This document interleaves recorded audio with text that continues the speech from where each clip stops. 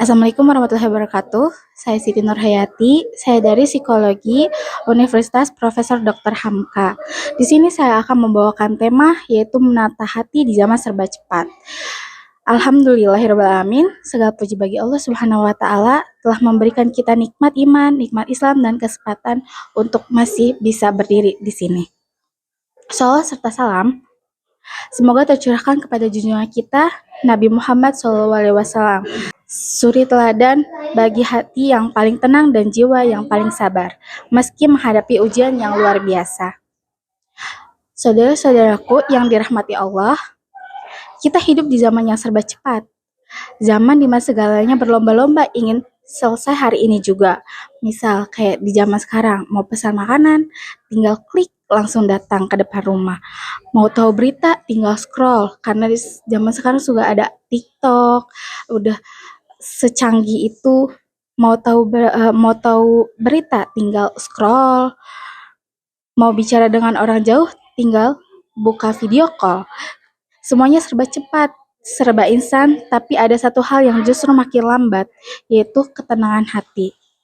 Kita sibuk kerja waktu, kejar target, kejar hasil, tapi sering lupa mengurus hati. Padahal, hati itulah pusat dari semua hal. Kalau hati kita tidak tenang, hidup terasa ringan. Tapi kalau hati kita gelisah, semua terasa berat. Bahkan yang kecil pun bisa jadi masalah besar. Menata hati zaman seperti ini bukan perkara mudah, apalagi bagi kita yang terlibat dalam pembinaan.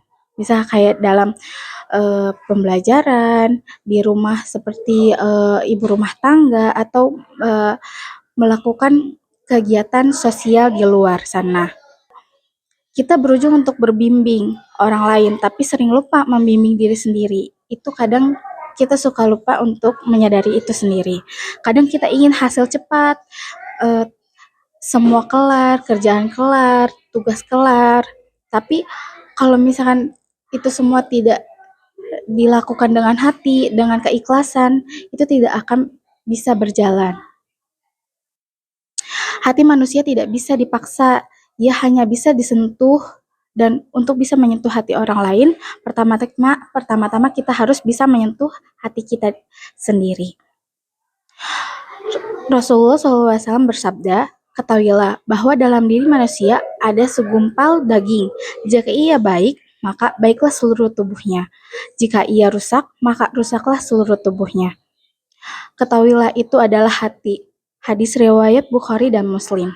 Maka hati ibaratkan kompas. Kalau kompasnya bengkok, langkah kita pun salah arah. Kalau hati kita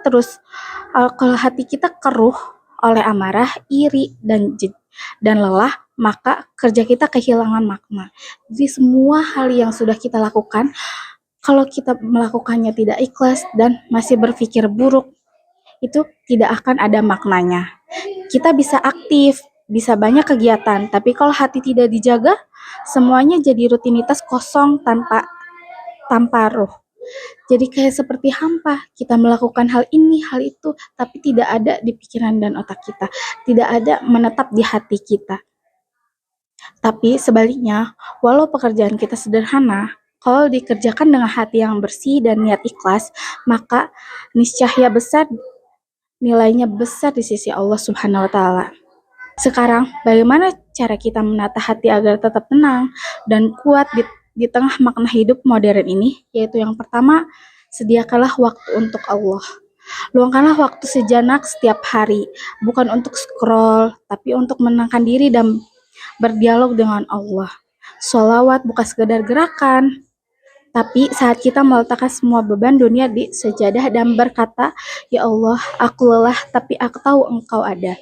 Yang kedua, itu sabar adalah bentuk tertinggi dari menata hati. Itu sabar bukan berarti pasrah, sabar itu aktif. Tetapi melangkah meski lelah, tetap berbuat meski belum terlihat hasilnya. Walaupun kita mengejar dunia, walaupun kita mengejar akhirat, tapi kita jangan pernah merasa kalau itu gagal, kalau itu gak ada hasilnya. Karena pasti suatu saat nanti akan ada hasilnya. Mungkin hasil belum tampak, tapi Allah sudah menulis setiap jernih payah kita sebagai amal jariah. Yang ketiga, kurangi membandingkan, perbanyak bersyukur. Seringkali hati kita lelah bukan karena kurang rezeki, tapi karena terlalu banyak membandingkan diri kita sendiri dengan orang lain. Melihat orang lain sukses, melihat orang lain lebih tinggi, itu membuat kita iri. Lihat orang lain tenang, kita gelisah. Padahal kata Allah dalam surat Ibrahim ayat 7, jika kamu bersyukur, niscaya aku akan menambahkan nikmat kepadamu. Syukur itu menambah bukan hanya rezeki, tapi juga kenangan. Yang keempat itu ada ikhlas dalam setiap langkah. Ikhlas itu tidak mudah, tapi indah karena orang yang ikhlas kita butuh ingin dilihat Allah. Kalau bukan karena Allah, mungkin kita sudah berhenti sejak dulu. Dan sungguh tidak ada pekerjaan kecil di mata Allah selama dilakukan dengan niat yang besar. Mungkin cukup dari saya seperti itu. Menata hati di zaman serba cepat adalah perjuangan. Bukan sekali dua kali, tapi setiap hari karena dunia akan terus berlari. Tapi hati yang tenang tahu kapan harus berhenti. Mari kita mulai bersama-sama untuk menata hati kita sendiri. Bukan karena semata hanya ingin mendapat ridho, hanya untuk bisa cepat selesai cepat, tapi kita harus membuat mereka semua itu bermakna dan dengan hati yang rendah dan senang. Cukup sekian dari saya, kurang lebihnya mohon maaf. Wassalamualaikum warahmatullahi wabarakatuh.